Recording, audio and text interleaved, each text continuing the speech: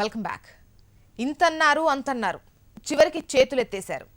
ప్రత్యేక ప్యాకేజ్ అంటూ ఊరించి ఉసూరుమనిపించారు. ఇంతా చేసినా స్పెషల్ ప్యాకేజ్పై క్లారిటీ లేదు. ప్రత్యేక హోదా సంగతి సరే సరి, ప్యాకేజ్ హడావిడితో హోదాపై ఆశలు సన్నగిల్లుతున్నాయి.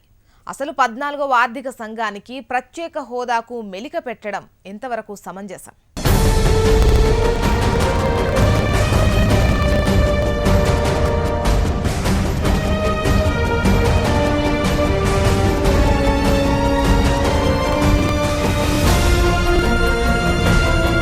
రెండు మూడు రోజులుగా ఇక ప్రత్యేక హోదా గురించి ఏదో ఒకటి తెలుస్తుంది అనుకున్నటువంటి తరుణంలో పరోక్షంగా ఇవ్వము అని అయితే చెప్పలేదు అరుణ్ జైట్లీ. కాకపోతే ఉండదు అన్నట్టుగానే పరోక్షంగా చెప్పినట్లుగా అనిపిస్తోంది. అంటే ఇక ఎప్పటికీ ఉండనట్టేనా?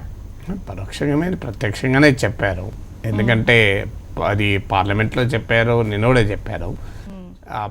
ప్రత్యక్షంగా చెప్పింది ఏంటంటే 14వ ఆర్థిక సంఘం సిఫారసుల తర్వాత ప్రత్యేక హోదా సాధ్యం కాదు. అయితే మీరు అన్నట్లు ఉత్కంఠ ఎందుకు వచ్చింది అంటే, ప్రత్యేక హోదాతో సమానమైన ప్రత్యేక హోదా కన్నా ఇంకా ఎక్కువైన ప్రయోజనాలతో కూడిన ఒక ప్రత్యేక ప్యాకేజీ కేంద్రం ఇస్తుంది అనే ఒక వాతావరణాన్ని మాత్రం క్రియేట్ చేశారు. ఒక సస్పెన్స్ థ్రిల్లర్ లాగా ముందు ఒక ప్రోమో వేసి, మన వార్తలు ఏమన్నా మంచి వార్త ఉందనుకోండి, కొద్దిగా జనం చూడాలంటే ఒక ప్రోమో వేస్తాం. వేసి ఏమో జరగబోతుంది, మీకు తెలుసా జూబ్లీ హిల్స్లో ఏం జరుగుతుంది అని వేస్తాం కదా. వేసిన తర్వాత జనమంతా జూబ్లీ హిల్స్ ఏం జరుగుతుంది అని టీవీలో ముందు వచ్చిన తర్వాత ఏం జరగదు. ఎలా ఉంటుంది చెప్పండి? ఇప్పుడు జరిగింది అదే. నిన్న మార్నింగ్ నుంచి ప్రోమోలు వేయించారు, సస్పెన్స్ థ్రిల్లర్ లాగా నడిపిండ్రు, ట్రైలర్లు వేసిండ్రు, డిస్కషన్లు కంటిన్యూ అయ్యాయి, నానా బీభత్సం చేశారు. ఒక రకంగా ఆఖరికి ఆంధ్రప్రదేశ్ ప్రజలకు ఏం రాలే కానీ 24 గంటల టీవీ ఛానళ్ళకు మాత్రం మనకు ఒక అవకాశం వచ్చింది, రోజంతా వార్తలు నడిపేది. ఎందుకంటే మన బాధలు మనకు కదా వార్తలు కావాలి కదా. సో అందుకొరకు మన బాధలు తీర్చారు తప్ప ఆంధ్రప్రదేశ్ ప్రజల బాధలు తీర్చలే. ఆంధ్రప్రదేశ్ ప్రజలు ఆశించింది ఏంటి?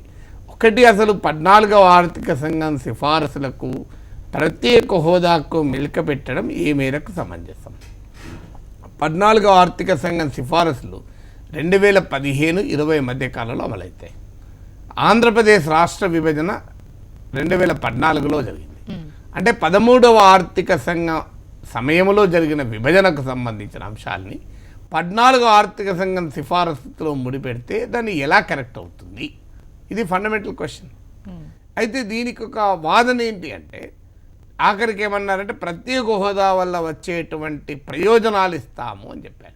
సమస్య ఏంటంటే, ఆ ప్రయోజనాలు అయినా ఇచ్చారా అంటే, కొండందవి ఎలుకను పడితే సంతోషపడతాం, పోనీ ఎలుకన్నా పట్టినని. కొండందవి చీమను పట్టిరు. ఇప్పుడు కొండందవి చీమను బట్టి చూలు చూడండి మీకు చీమ ఇచ్చామంటే అదేమన్నా అర్థం ఉంటుందా? ఏమన్నా రాజకీయమా? అసలు వ్యూహాత్మకంగా కూడా తప్పిది. మేము నిజంగా కేంద్రంలో ఉన్నది ప్రభుత్వమా, లేకుంటే రోడ్డు మీద ఉండేటువంటి ఒక షాపార్థమైతే రోడ్డు మీద ఉండే షాప్ కూడా కొంత ప్లాన్ చేసుకుంటాడు. అసలు ఏ ప్లానింగ్ ఉండదు. రాత్రి 11 దాకా, నేను ఎడిటోరియల్ రాసే వరకు రాత్రి 12 అయింది. సో రాత్రి 12 o'clock దాకా ఇంటికి పోకుండా చేసిండు అరుణ్ జైట్లీ. అంటే చేస్తే చేయని పోనీ ఆంధ్రప్రదేశ్ ప్రజలకు ఏమైనా బ్రహ్మాండమైన ఇచ్చాడు అంటే నాకేం అభ్యంతరం లేదు, 12 కాదు 2 అయినా ఉంటాను. కానీ ఆఖరికి ఇచ్చిందంటే ఏమీ లేదు. ఇది స్పెషల్ టీ, అల్లం వేస్తాం, అవేస్తాం ఇవేస్తాం, ఆఖరికి సున్నం వేసి ఇచ్చారు. సో అల్లం వేయకపోయినా బాధలే, కానీ సున్నం వేసి ఇచ్చినందుకు సహజంగానే బాధ ఉంటుంది కదా. న్యూస్ యాంగిల్లో ఇప్పుడు ఒక షార్ట్ బ్రేక్ తీసుకుందాం.